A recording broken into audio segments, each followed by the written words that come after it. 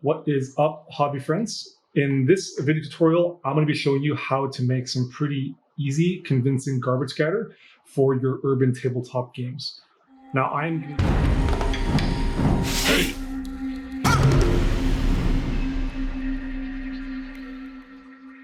going to be building these for Marvel Crisis Protocol, which is a 40mm scale, or that's 143 or O scale. But you can easily scale these down if you're building it for a 28mm game, or up if you're going larger. The materials you're going to need for the cardboard boxes, very simple. It's just, I'm using brown craft paper, but you can easily substitute other construction paper or cardstock. Although if you do that, you may need to do a little bit of painting to get the brown color. I like using brown cardstock because it's already the color of cardboard. It's a very durable, very stiff material.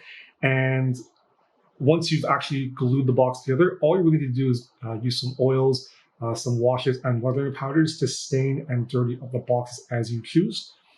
It's very minimal effort once you've built it. I have yet to try going to a print shop and having them print designs on the cardstock, but I figured they probably would be able to. So using the brown craft paper, I'll probably also be able to mock up in the future U-Haul boxes or moving boxes, designs to actually add a little bit more detail to the surface of these cardboard boxes. You're also going to need a ruler and a pencil to do all your measurements and markings. You'll need a hobby knife to do the cutting, and then some manner of tool to do the scoring. I'll be using my Swiss Army knife for this, but you can easily use the backside of your blade or box cutter in a pinch, and I'll show you how when we go through the steps of actually making the box. To do the garbage bags is also fairly straightforward. You're going to need something to actually put inside the garbage bag. Now, you can use bunched up balls of aluminum foil. You can use green stuff, brown stuff, Sculpey, Milliput, little pebbles if you want. I like using something that's a little more solid, that has a little bit more weight, so that these don't so easily roll around. So we're going to be using Sculpey for this, and the example I have is already been baked, but all you do is you roll up a little ball of the material and you do like a cure, or you bake it so that it's nice, solid, and firm. Avoid making it too round. You want some flat edges and some weird shapeness to it to simulate sort of the way that garbage would naturally sit in a sort of rounded conical shape. This flat edge also helps the garbage from rolling around. So once you plop it down, it'll just sit there. You're also going to need some string to tie off the garbage bag itself. I do recommend having a pair of tweezers to help you manipulate the string when you're tying the knot. And then we're going to be using just a standard black garbage bag for this, but you can use any sort of plastic bag. Using something like a white, orange, or yellow bag may actually give you sort of different materials. You can even use a blue bag for recycling. Just make sure that it's not clear. You don't want to be able to see inside the bag. So I've got 3 different cardboard boxes here, small, medium, and a large. And I've scaled them sort of just up by eyeballing it to the proportions of what I would assume would be your standard 6-foot male. So I'm using the hood miniature for this, and you can see for a medium box up to about waist height is fairly large already, and this is good for your larger moving boxes and whatever. Something smaller might be good for parcels, things that are delivered by like Amazon or FedEx UPS. And then something like these larger boxes might be more suitable for things like appliances, refrigerators, dishwashers, maybe even TV boxes. You probably won't be building a whole lot of these. I feel like this scale is better for very specific, very niche boxes. The majority, I think, are going to be within your medium and your small. It's always useful to have a figure on hand for sort of your average or your generic human scale. And this way, when you're building any real sort of terrain by scratch, where you have an eyeball measurements and dimensions, you can have the figure just to constantly test and evaluate your sizing. It's also important, I think, to build mock-ups. Never settle for one thing. If it doesn't look right, try it again. When I originally built these boxes, I actually started with a 1-inch as my medium box, and I found it too large, so I ended up having to scale it down. So the dimensions for each of these 3 boxes are as follows. So for the In terms of the proportions or the relationships between dimensions, there's only really two that you have to keep in mind. And the first is that all of your vertical segments need to be equal, so that when we actually fold the box, it forms a box. So you're gonna have 5 equal sections of the same width. The second relationship is that your flap height is always going to be half of the box width. And that's to allow for a fold where the flaps meet in the center. The height of the box is entirely up to you and has no bearing or relationship on any of the other dimensions. So for the large box, it's a 1 inch by 1 inch cube with 1/2 inch flaps. For the medium box, it's a 3/4 inch height and width with 3 8-inch flaps. And then for the small box, it's a 1/2 inch cube with 1/4 inch flaps. And again, you can vary up the size of these for specific boxes, and more than likely you'll play around with the height of them to create shorter boxes depending on sort of what you want to have in your scenery toolbox.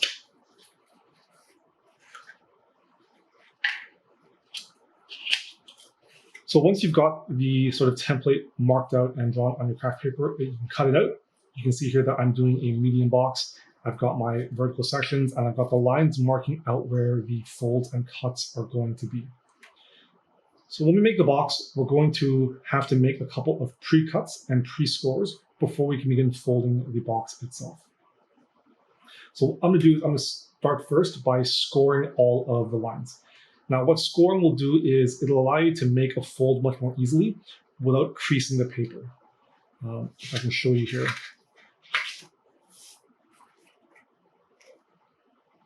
So what I'm gonna have here is, very quickly, I'm gonna draw 2 lines on this sheet of paper.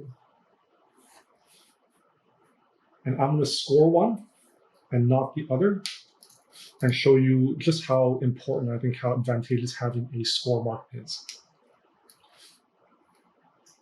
To score, you can use a tool like this with a specific flat edge for scoring.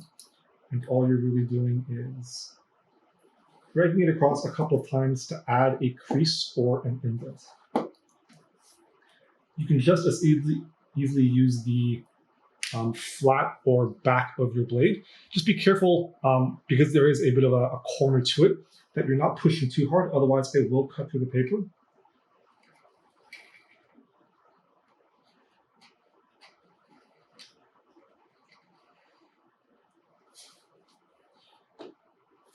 The importance of scoring, not only for it to fold, but also to be able to accurately place the fold. So on this unscored line, if I want to fold the crease, you're going to find it very difficult and very challenging to actually create the fold.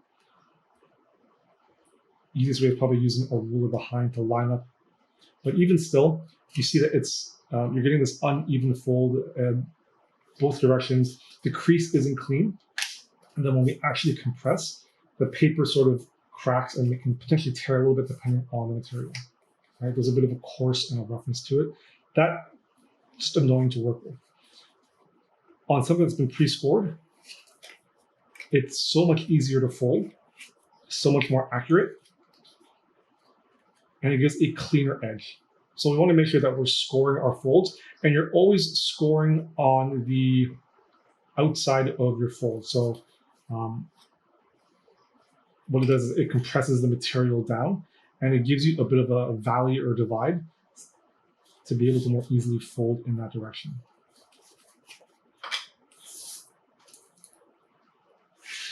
So what we want to do is we want to pre-score all of our markings.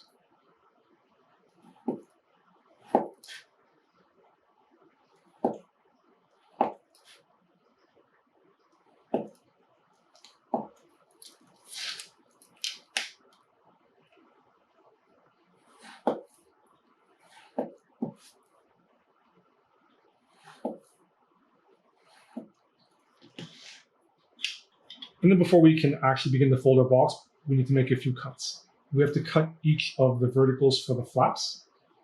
And then we need to actually get rid of 2 of these sections, because this 5th segment right here is what we're going to be using to glue the box together, and we don't need the flaps on either side.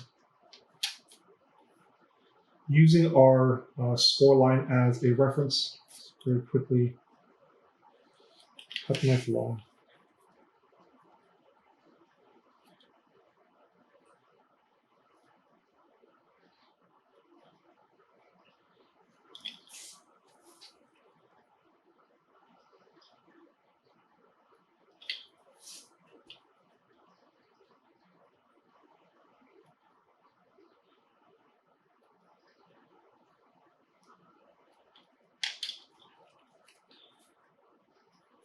And now we can simply fold along our score lines.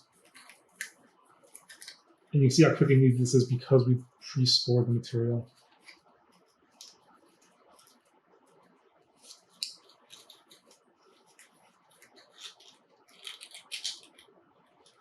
Now this fifth flap, I do recommend that you glue on the inside. You can't glue on the out, but then you're going to end up with the edge of the paper showing through once the flap has been glued down. So we want to make sure that we're gluing it on the inside. Now I'm going to be using super glue to glue this box together with a bit of accelerant just for the speed and expediency of it. You can use PVA glue or white glue. You need to clamp the paper because it will take longer to dry. A hot glue I would not recommend because it's going to inherently have just a thickness to it that will be very difficult to get rid of and hide once the box has been glued together.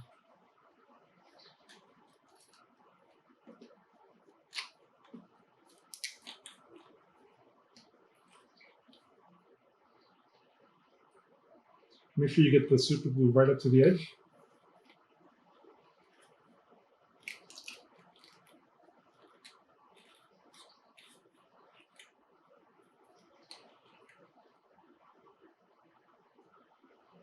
And then we're going to soak the paper with the accelerant, let it soak through.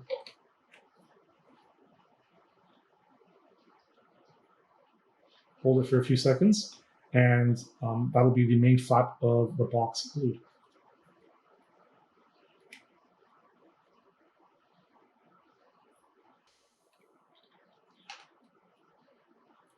And once that main part of the flap has dried, we can glue the top flaps in much the same way. You can either glue them together, top and bottom like this, as if the box were taped together. Alternatively, you can also however,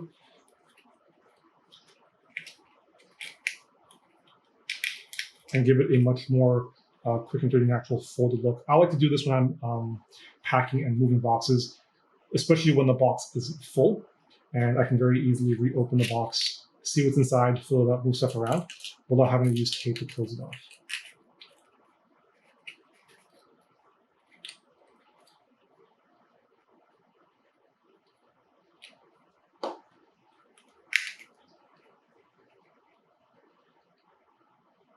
And don't worry if the accelerant sort of stains the box or adds a bit of darkness to it. I've actually found that, especially with this craft paper, once it dries, it doesn't actually leave too heavily of a mark. So just a little bit of staining, and I think it helps to give a much more natural, sort of dirty weather look to the cardboard.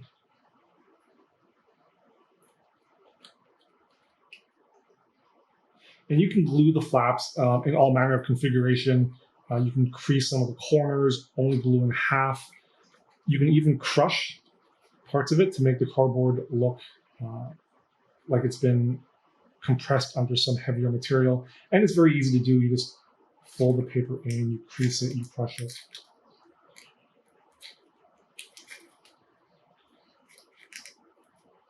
You can even use water just to wet the cardboard or wet the cardstock a little bit, make it a bit more malleable, throw in some tears.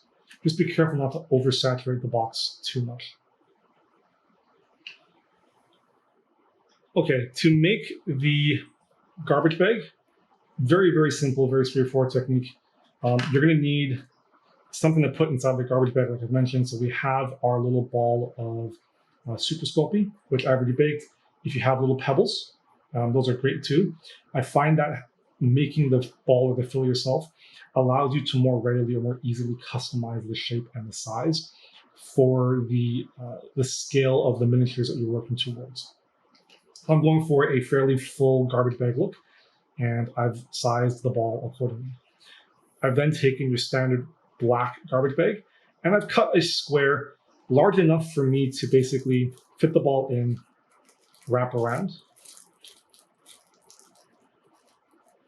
like so. Okay. Having a little bit more excess is okay because we're going to be trimming the bag down to size. You just don't want the bag to be too small.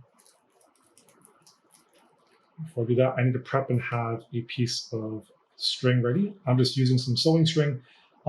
I've picked a color that stands out and contrasts well with the black. If you're doing a white plastic bag for this, maybe you want to use something like a red or a black string. You could even do black on black. There's no right or wrong. It just depends on the aesthetic that you want. So the first step is to place the ball in the center of the garbage bag. If you can line it up, get a flat side of your ball on the bottom, and that's going to be the base of your garbage bag or trash bag.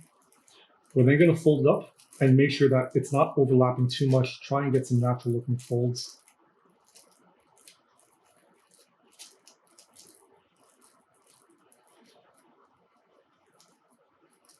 And then once you have this shape, I like using a banana clip just to grip it like this, and it just makes it easier to manipulate and to hold. We get a piece of string long enough to wrap around many times. And I like it a little on the long side because it allows me to manipulate the string more easily and to grab the ends without fiddling with something really tiny.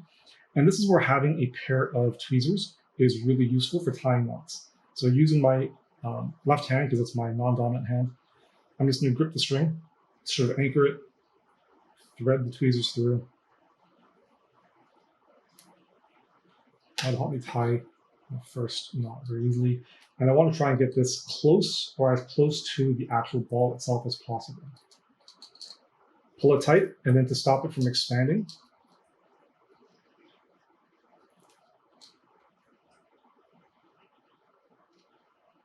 I'm going to wrap the string a few times around the bag.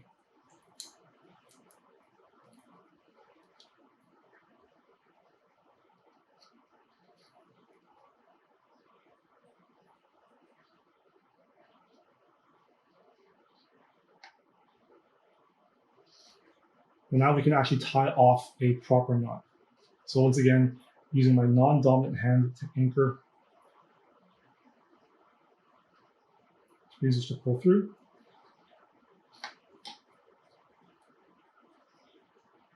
And then repeat.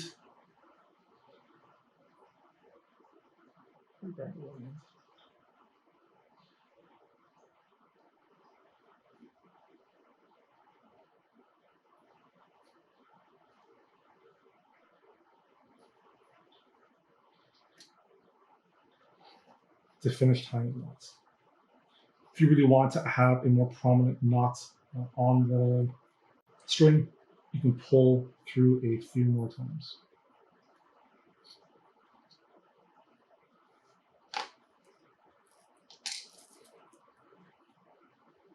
And once we have that tied, we can just trim the string to a length of your choice.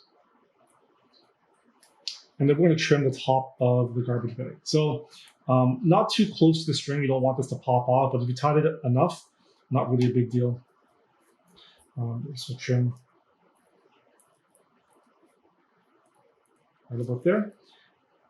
And then we'll trim the corners just so it doesn't look so flat and cut up the top.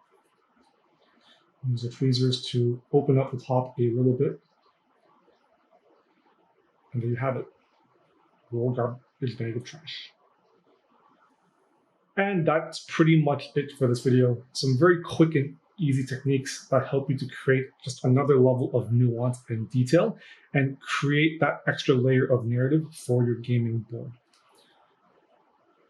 Thank you for watching the video. If you enjoyed, make sure you give it a like and subscribe for more awesome weekly content. If you want to check out my other social media platforms, I'll make sure to drop links in the video description below. As always, until next time, happy hobbying.